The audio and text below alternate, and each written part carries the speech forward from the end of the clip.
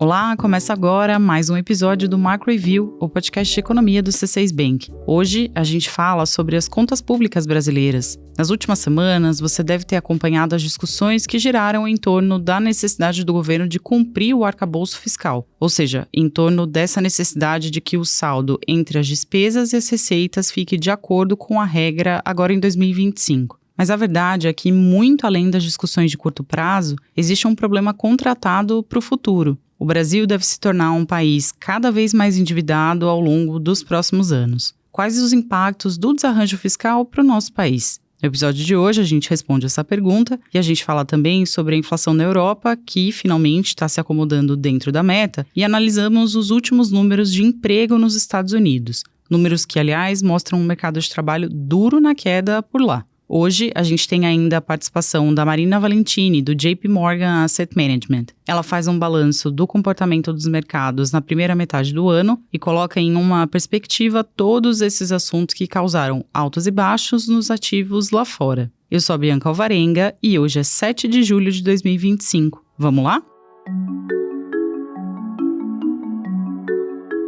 A discussão em torno do IOF, o Imposto sobre Operações Financeiras, essa discussão segue sem um desfecho. Por enquanto, aquele decreto do governo que aumentava as alíquotas do imposto, ele perdeu validade depois de ser derrubado pelo Congresso. Sendo assim, a cobrança voltou a ser como ela era antes da decisão do governo de ampliar o IOF. Mas o tema vive um novo capítulo no Supremo Tribunal Federal. O Supremo convocou uma audiência para o dia 15 de julho para que o Executivo e o Legislativo busquem um acordo sobre aumentar ou não a cobrança. O objetivo do Ministério da Fazenda é garantir a arrecadação extra de 12 bilhões de reais com esse imposto até o dia 22 de julho, que é quando vence o prazo do envio do relatório bimestral de receitas e despesas federais. E por que esse relatório é importante? Na prática, toda vez que fecha o relatório bimestral, o governo precisa verificar como andam as contas públicas e decidir se vai ser necessário contingenciar ou bloquear recursos para garantir que seja cumprida a meta de resultado primário, que é a arrecadação menos os gastos. Se a Fazenda não tiver sucesso em retomar o aumento do IOF até o dia 22 de julho, então vai ser necessário represar os 12 bilhões de reais em despesas neste ano, além daqueles 31 bilhões de reais que já haviam sido represados em maio. Então, esses mais de 40 bilhões de reais são recursos que não vão ser gastos como o governo previa.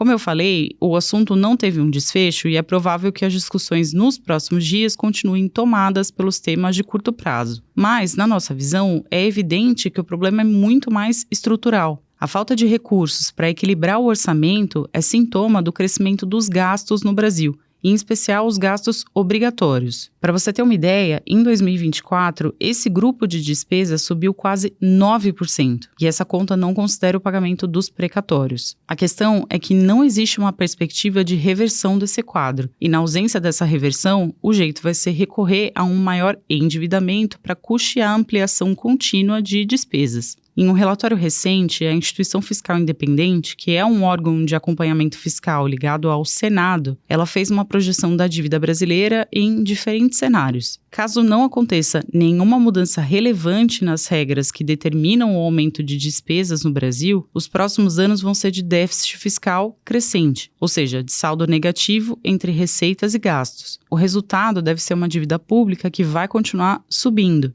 Agora, o ritmo de crescimento da dívida vai depender, primeiro, do tamanho do déficit fiscal e, segundo, do próprio custo da dívida. E esse último fator está relacionado ao patamar da Selic. Se as projeções da Instituição Fiscal Independente se confirmarem, a dívida bruta brasileira vai saltar de 77% agora para 125% do PIB em apenas 10 anos. E pior, se o abismo entre as receitas e as despesas aumentar, o endividamento pode alcançar os 170% do PIB nesse mesmo período. É um patamar de dívida impensável para um país como o nosso. Aliás, vale lembrar que o Brasil já é mais endividado do que a média dos seus pares, né? Segundo dados do Fundo Monetário Internacional, o nível de endividamento de nações emergentes está abaixo de 60%. Os números do FMI têm uma metodologia um pouco diferente da Instituição Fiscal Independente. Pelo critério do fundo, a dívida do Brasil está perto de 90%, ou seja, é bem maior do que a do grupo dos emergentes, que está ali abaixo de 60%, como eu falei.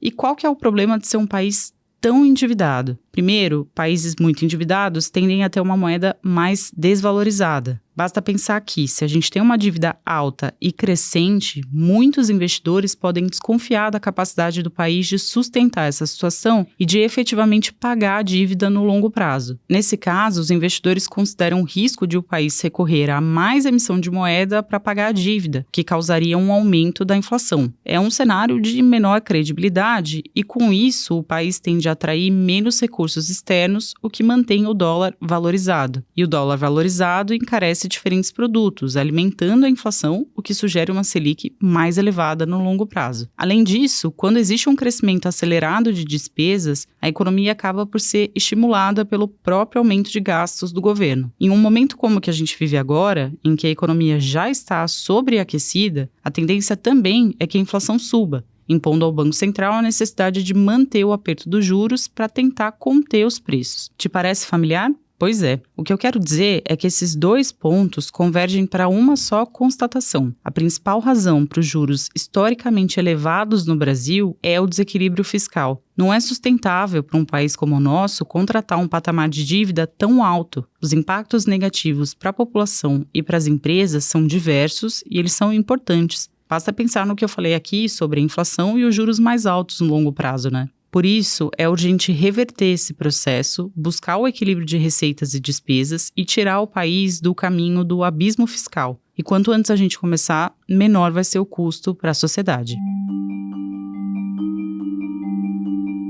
O assunto agora é a inflação na Europa, que depois de um longo tempo está finalmente se acomodando ali dentro da meta, que é de 2%. O índice de preços ao consumidor, o CPI, ele acumulou alta de 2% em 12 meses até junho. Em maio, a inflação já havia ficado abaixo da meta. Isso sugere alguma consistência no processo de convergência dos preços. É uma boa notícia. Já o núcleo do CPI, que exclui itens com preços mais voláteis, esse núcleo ainda está ligeiramente acima da meta, com variação de 2,3% até junho. A razão para o núcleo um pouco mais aquecido é ainda a inflação de serviços. Em 12 meses, os preços de serviços, que vão de consultas médicas a restaurantes, esses preços registram alta de 3,3% na Europa. Na semana passada, a Christine Lagarde, que é presidente do Banco Central Europeu, ela disse que a meta de inflação foi alcançada por lá, mas que a missão não pode ser considerada 100% cumprida. A Lagarde ponderou que ainda existem obstáculos no caminho capazes de causar solavancos na inflação. Vale lembrar que as tensões geopolíticas e as mudanças na política comercial americana podem elevar os preços de diferentes produtos em torno do mundo. Apesar disso, o prognóstico para a inflação na Europa segue favorável. O euro tem ganhado força frente ao dólar, e assim, os preços de itens negociados no exterior, como alimentos e máquinas, esses preços tendem a ficar mais leves para os europeus nos próximos meses.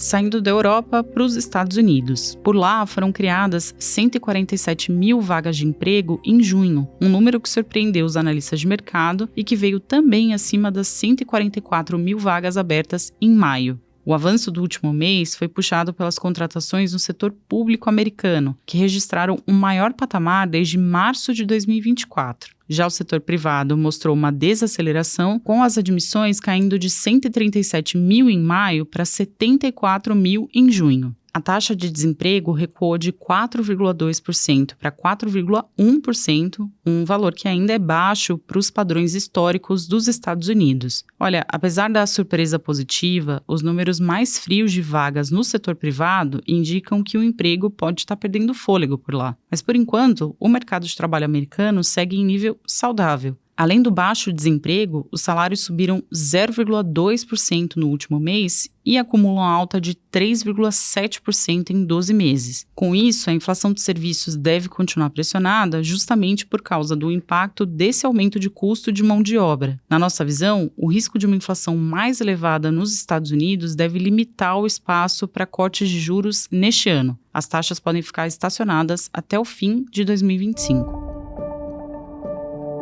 Agora a gente passa para o quadro Mercados Globais. É o espaço em que a Marina Valentini, estrategista do JP Morgan Asset Management, analisa o movimento dos mercados lá de fora e a forma como os investidores estão recebendo as notícias do campo econômico. Hoje a Marina começa fazendo uma retrospectiva de tudo o que aconteceu nos mercados lá fora no primeiro semestre. E olha, foi muita coisa. O ano começou com um otimismo em relação à inteligência artificial, depois veio toda a discussão de tarifas comerciais nos Estados Unidos e, por fim, agora esse debate em torno do pacote fiscal americano. A Marina analisa melhor como cada coisa influenciou os investidores e qual foi o saldo de tudo isso. Vamos ouvir.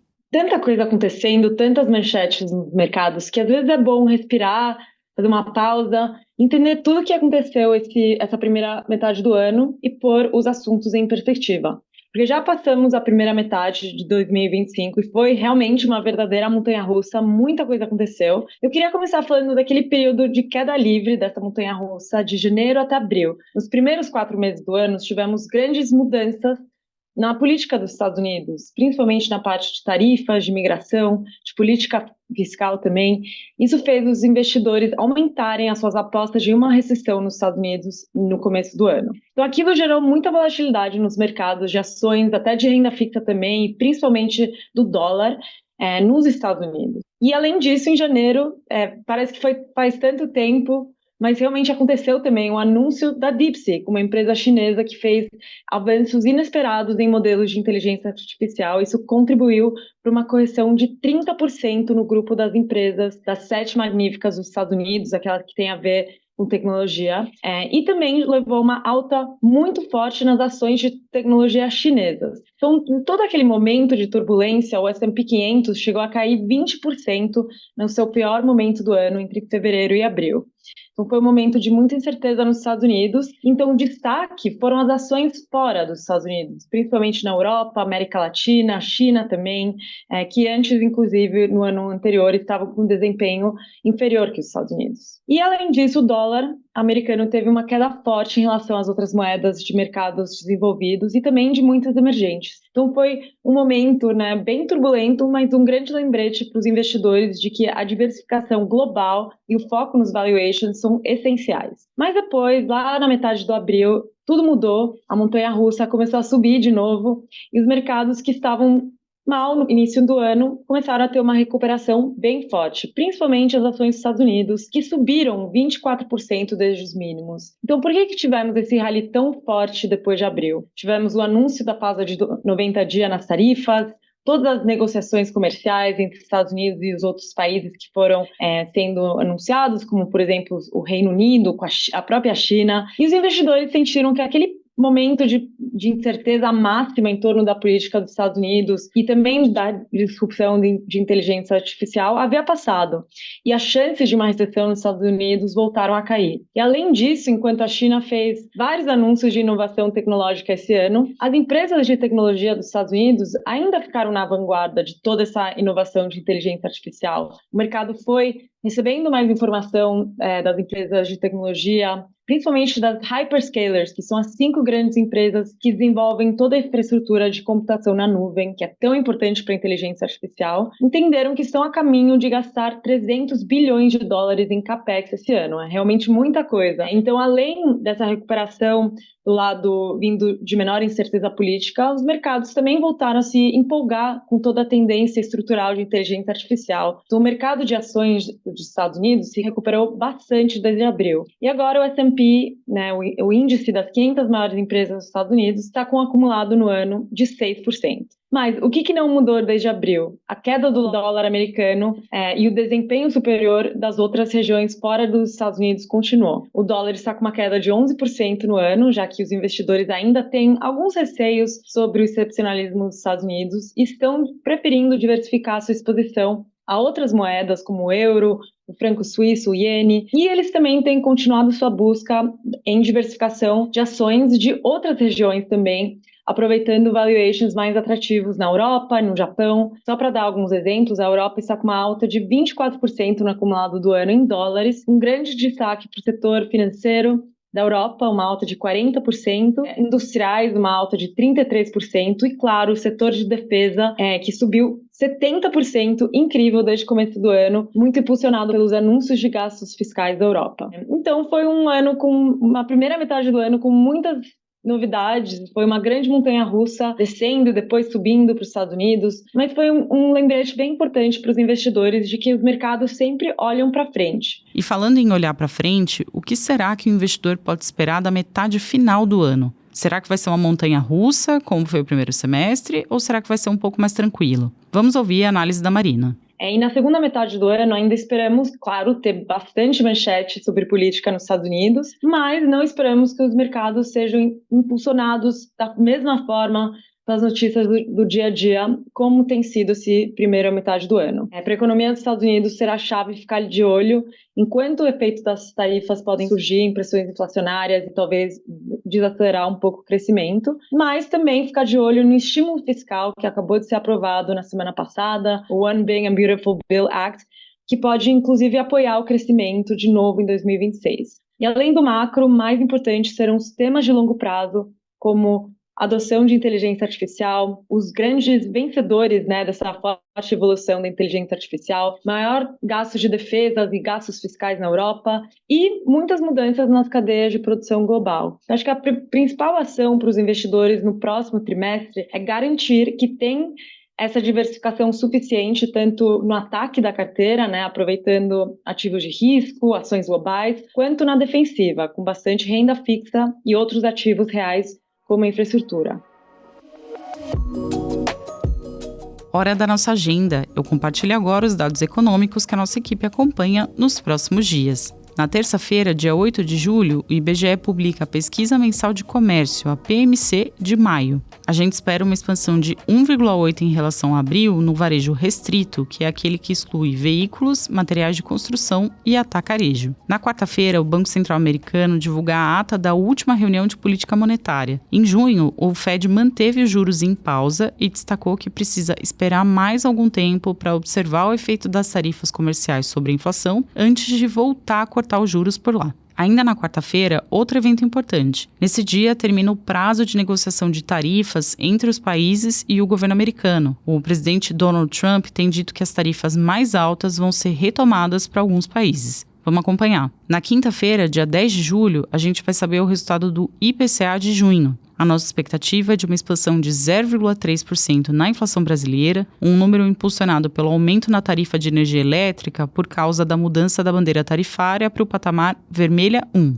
E terminando a semana, na sexta-feira, vai ser divulgado o resultado da Pesquisa Mensal de Serviços, a PMS, de maio. A gente projeta uma alta de 0,5% no setor, com uma expansão no segmento de serviços prestados às famílias. Bom, pessoal, é isso. Chegamos ao fim de mais um episódio. Muito obrigada por nos acompanhar até aqui. Gostou do episódio de hoje? Então eu faço um convite especial para você avaliar o nosso podcast no seu tocador. É só colocar ali a quantidade de estrelinhas que o episódio de hoje mereceu. Quem faz parte da equipe econômica do C6 Bank são o Felipe Salles, a Cláudia Moreno, a Cláudia Rodrigues, o Elisé Jacob e o Felipe Mack. A produção e o roteiro são desse time junto com Bianca Alvarenga e Matheus Zanin. A edição de som é do Pedro Sacon e a gravação ficou com a Marina Kubiak. A divulgação nas redes sociais é da Sabrina Munhoz. Lembrando que você pode seguir o Macro Review na sua plataforma favorita de podcasts. Assim, quando a gente publicar um novo episódio, você vai ser notificado.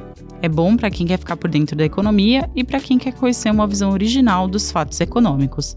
Uma boa semana para você e até a próxima!